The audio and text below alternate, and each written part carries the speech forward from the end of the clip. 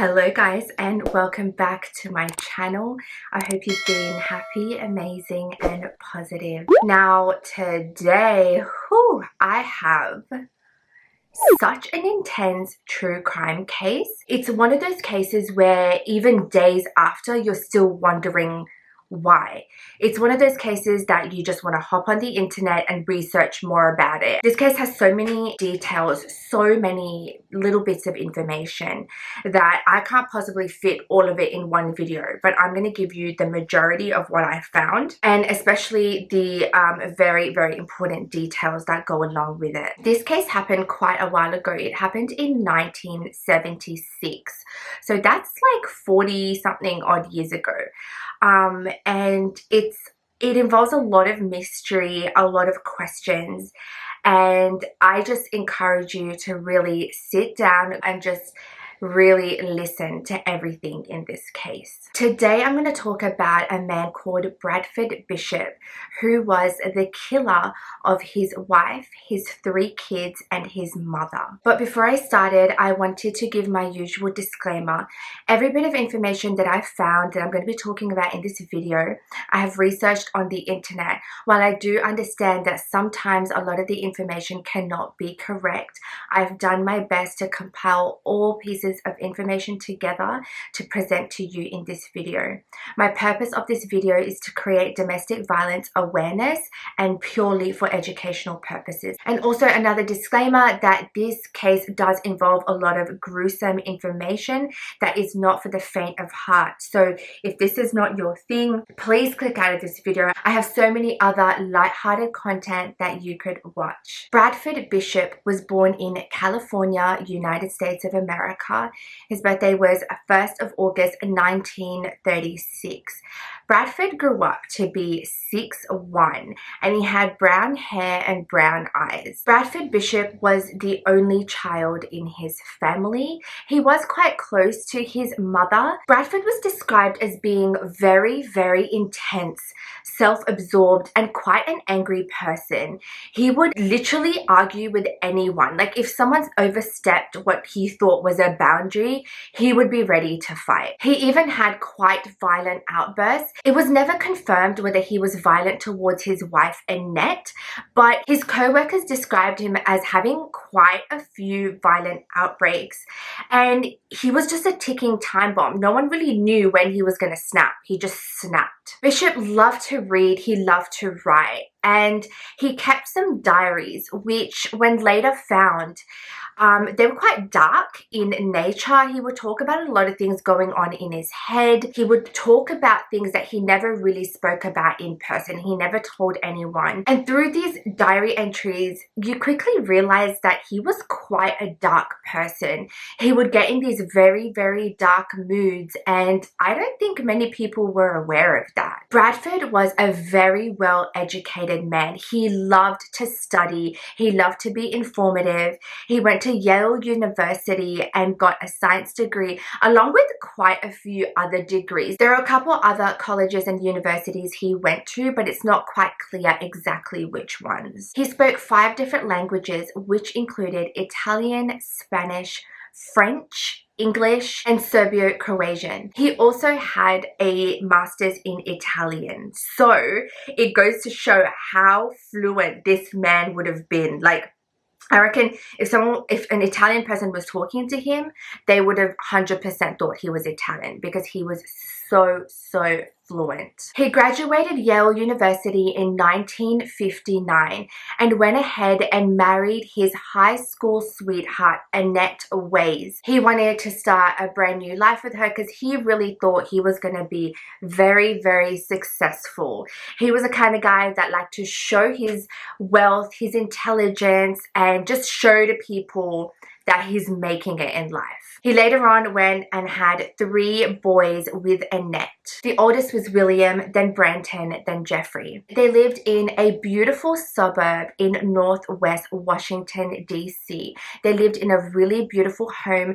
And also Bradford's mother, Lobelia, I think that's how you say her name. Please forgive me if it's incorrect. But she also lived with the family. Bradford and his family seemed really, really happy. Bradford would create this image of a very happy, successful family. They would do, you know, the normal family trips together. They would go to the beach, they would go skiing, they would go on road trips, just like a normal family. And if you were an outsider looking in, you would think that they were the perfect family. Like I said, they lived in a nice house, they seemed very close as a family, they had a family dog called Leo.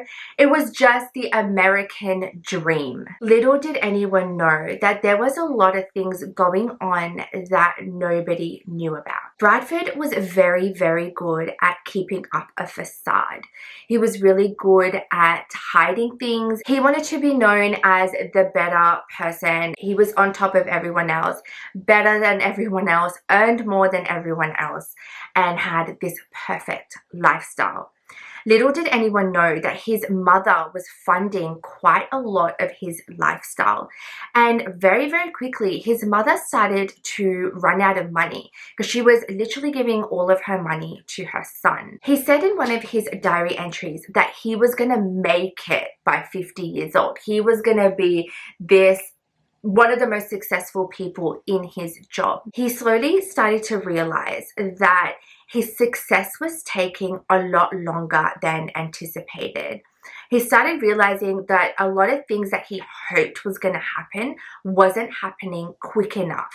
And that's when all the doubts started creeping in. Bishop was an insomniac. He found it very hard to sleep at night. And he was undergoing some medical and psychiatric treatment for his mental state. Bradford joined the US Army for a few years, and then he worked in the US State Department in the Foreign Services Department. And in that position, he wanted to move up to being an ambassador. He was waiting for a promotion. He worked really hard, and he was so sure that he was going to get the promotion that he thought he so badly deserved. Little did he know that the US State Department were not giving out many promotions at all. And then he was given the news that he was not going to get promoted. This angered him to the absolute core of his being.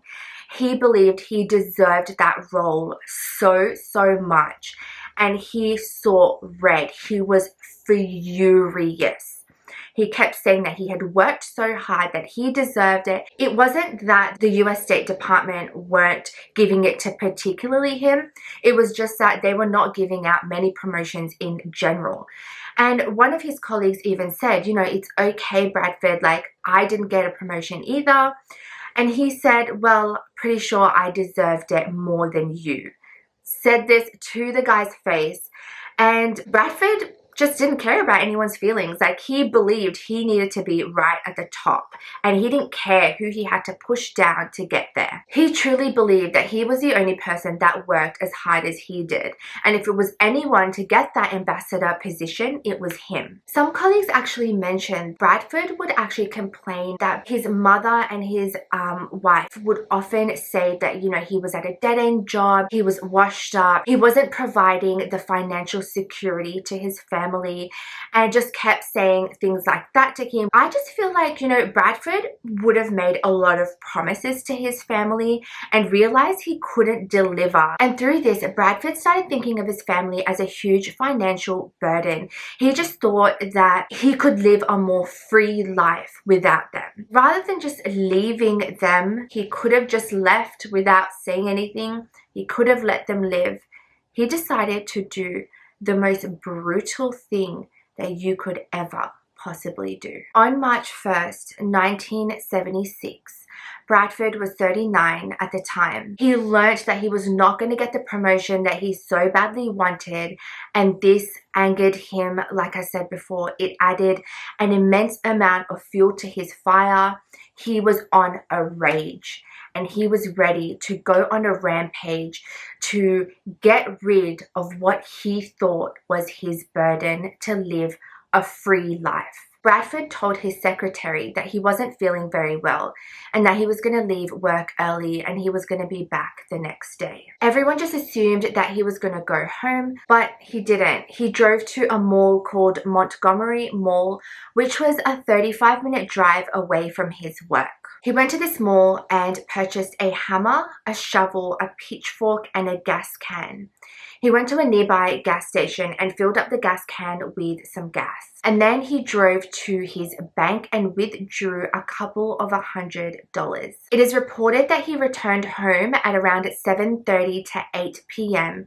where he began the killings. It is presumed by the police that Annette, his wife, who was 37 at the time, was killed first. Before going inside the house, Bradford grabbed the hammer that he had just purchased from the mall, went inside and started to strike his wife's head with the hammer so brutally.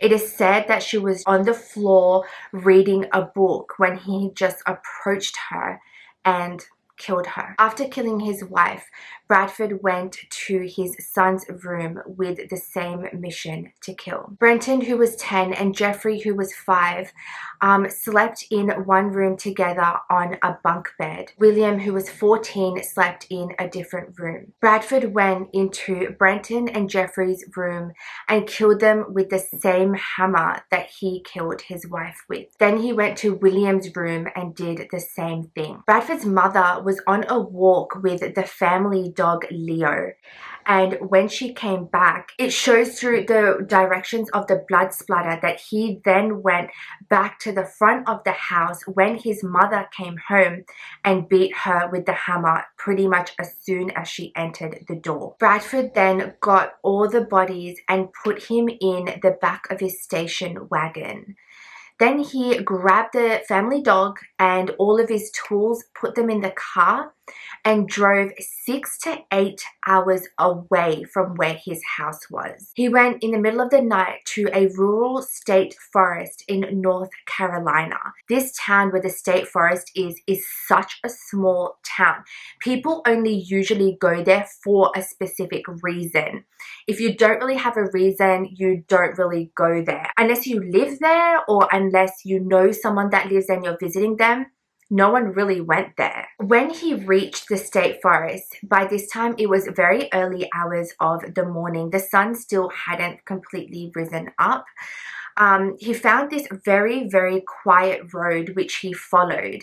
And as he followed this, he found where he was gonna put all the bodies. He parks his car, gets his shovel and pitchfork out and starts digging a hole to put all the bodies. He digs it deep enough so that the 5 bodies would pile up on top of each other. And then he poured gasoline all over the bodies and lit all 5 bodies on fire. After he did this, he left a couple of tools behind, hopped on in his car and drove 2 hours away to Jacksonville to buy a pair of tennis shoes.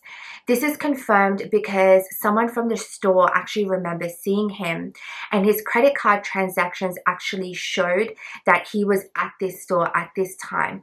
Or it could have possibly been someone else using his credit card, but with the witness that said that he had seen Bradford, it pretty much confirms that it was him. So at this point, Bradford is Lord knows where. And a park ranger was nearby where the bodies were being burnt. He notices that there is a significant amount of smoke coming from one of the areas in the forest. And this alarmed him, obviously, because it could have caused a bushfire. And he went through and found where the smoke was coming from. And there was still flames, there was still a lot of smoke. And quickly he realized that he could see a woman's leg in this fire. And of course, straight away, he alerted the police. When the police arrived, they very quickly discovered that there were also 4 more bodies. The park ranger didn't see the other 4 bodies underneath the body on top.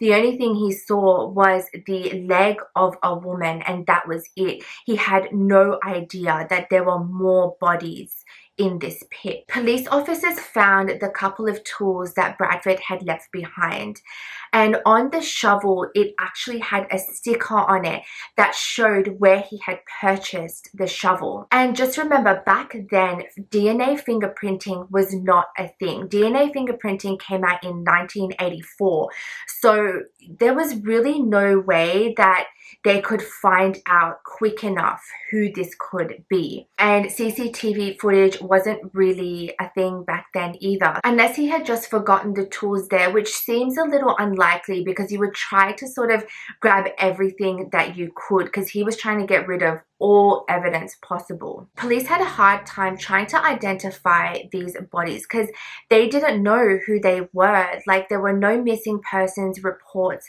around that they could trace the bodies back to.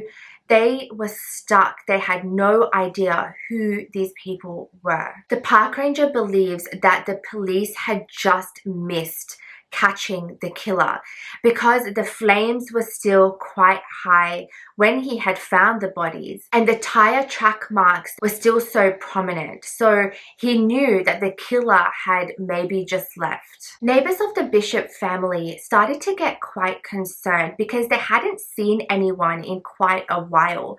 They shared a common driveway, so usually they would bump into each other all the time, have a little chat, say hello. But for about 10 days, they didn't see anyone, no movement around the house. The newspapers started piling up on their porch, and the Bishop family hadn't told them that they were going anywhere. So they thought it was really, really strange that not one of the members of the family was seen in such a long time. On March 10, so about 9-10 days after the killings, the concerned neighbors called the police. One of the neighbors met one of the police officers in front of the Bishop house, and they quickly realized that something very terrible had occurred. As the neighbors and the police officers walked towards the house, they found blood splatters on the front porch. They knew that when that front door opens, they're going to discover something very, very gruesome. The neighbor had a key to their house, and when they went in, they were absolutely in shock.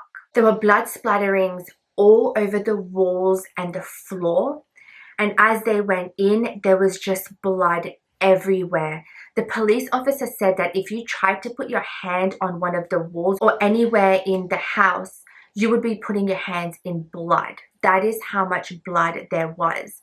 They went in room by room, and the room that had the bunk beds in, on top, the top bunk bed and the ceiling, there wasn't much space between that. So it showed that whoever hit the person that was on the bed was hitting, and the top of the hammer was hitting the ceiling. So there were dents on this ceiling and blood just everywhere. Ceiling, floors, bed, everything, everywhere. Just remember, at this point, the cops don't know what's happened. They think that the whole family has been killed. They didn't know what had happened. One of the police officers even said that he was a cop for 12 years, and this was by far the worst murder scene he had ever seen. Police then started their investigation, and through dental records, they led the bodies that were found in the state forest to, in fact, the Bishop family. The only body that they realized wasn't there was, in fact, Bradford Bishop's. This made him a suspect in this case. Because Bishop was a suspect, he was indicted for 5 homicides. But the only thing was, they did not know where Bradford Bishop was. He had about 2 weeks head start to disappearing. He could have been anywhere in this time. The hunt was on. They were not going to rest until this man was found and put in jail forever. 17 days after the discovery of the bodies, there was a lead. 500 miles away from where the bodies were found in East Tennessee near the Great Smoky Mountains, near a campground, a park ranger found a car, which was a station wagon. Now, what made him a little concerned is that he found what looked like dry blood on the car. He grew very suspicious about this and called the police to investigate. So when the police arrived, they discovered a whole bunch of things in and around the car. They also discovered a pair of tennis shoes, the tennis shoes that he had bought after he had burnt the bodies. They had found some medication, some dog treats, a shotgun, an axe, and a bloodied blanket. It was not confirmed how long the car was there, but some witnesses say it was there from around the 5th to the 7th of March, so a few days after the killings. Because of the evidence that was found around the car and in the car, Bradford was now the key suspect of the murders. It was very clear that when the car was parked there, he knew that he was never going to return to the car again. Police theorized that Bradford could have possibly joined a bunch of hikers from a trail nearby, and they also theorized that the dog could have been taken with him as well. The police organized for bloodhound dogs to follow the scent, but unfortunately this was unsuccessful. This can also be because of rain or depending on time. The rain can sometimes wash away scent, or it does in majority of cases wash away a lot of scent, so it makes it almost impossible for dogs to follow a scent. Police tried very, very hard to look for Bradford after finding the car, but the search just became more and more mysterious. It's just like he had just vanished without a trace. Nobody knows where this man could possibly be. There's also theories that Bradford could be right under people's noses in the US or overseas. I mean, after all, Bradford knew countries. Like, he traveled so much, he was fluent in many different languages, that if he went to a different country, he would have just fit right in and no one would have suspected a thing. There have been quite a few sightings though all over Europe. There have been people who have said that they have seen him in Spain, Italy, all over Europe, France,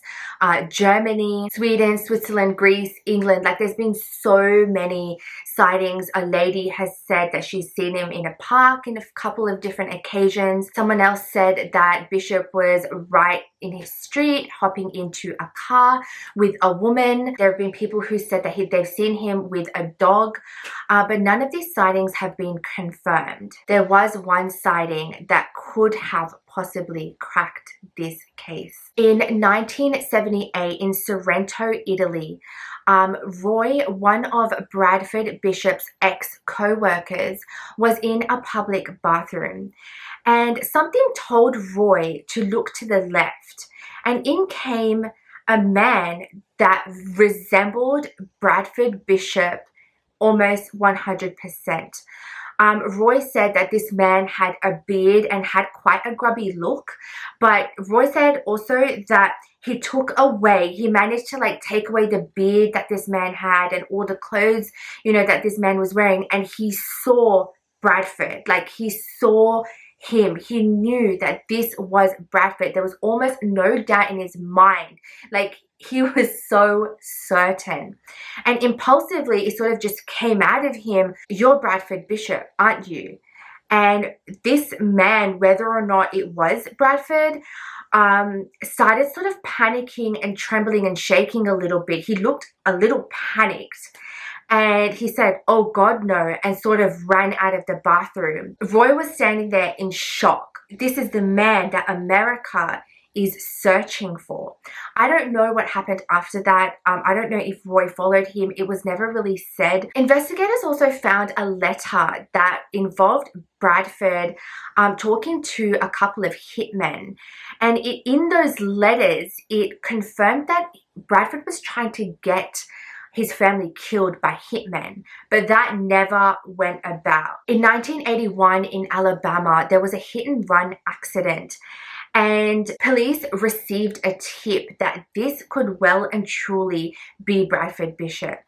And it resembled him so much, but through this investigation they actually exhumed the body of this man who was killed in the hit and run accident and tried to do some tests in order to see if it was Bradford, but it never was him. For 4 years, Bradford Bishop was in the top 10 most wanted criminals in the United States of America. He's not in the top 10 anymore. He's actually the 502nd most wanted criminal. If alive, he would be 83 right now. Now, my thoughts on this is I do believe that he could be dead now. I reckon there is a very, very high possibility. To be in the top 10 most wanted criminals in the whole of America and not get caught, like, how did this man do it? It is still a mystery to this day. This man was never, ever found. I mean, these possible sightings may have not even been him. So where was he? Where was he? What did he do in those years? Did he park the car and commit suicide and no one was able to see him? Did he park the car and, like it was predicted, that he could have gone on a hike with a bunch of hikers? Did he just flee the country? Did he have someone else involved that helped him escape? Who knows? But all anyone knows is that this was a mastermind. This guy was calculated. This guy knew exactly what he was doing. He had a lot of knowledge and a lot of outlets in how he was just gonna disappear. It makes me so mad that he had to go to that extent to kill his entire family, his own mother as well, and then leave. This was a cowardly thing to do. If he really wanted the financial freedom, he could have just left the family and never seen them again. At least he could have let them live. But this man had to go ahead and murder 5 people. 3 including his sons, his wife, his mother. How can somebody be that cold-hearted to kill people in cold blood? He's never been held accountable, and that makes me so mad that he was able to just escape and maybe live a life where he was just free. I mean, obviously he didn't feel free 100% because he knew he was one of the most wanted people in America. So of course, I bet at the back of his mind he knew that he could get caught at any second. Yeah, I am just mind blown by this case. Mind blown. I just feel like people can be capable of doing things like this and just disappearing and never being held accountable. And it's scary to even think that. My heart seriously goes out to Annette, to the 3 kids, to his mother. Oh my God, nobody deserves such a death. These kids who were so young, had so much life ahead of them, and for his own selfish reasons, he committed these crimes. I know that this was quite a long video, but this was one case that I just knew I had to cover no matter what. But thank you so much for watching. If you have any other cases that you would like me to look into, please comment them down below. I'll be more than happy to look into it. Please stay happy, please stay amazing, please stay positive, and I will catch you next week. Bye.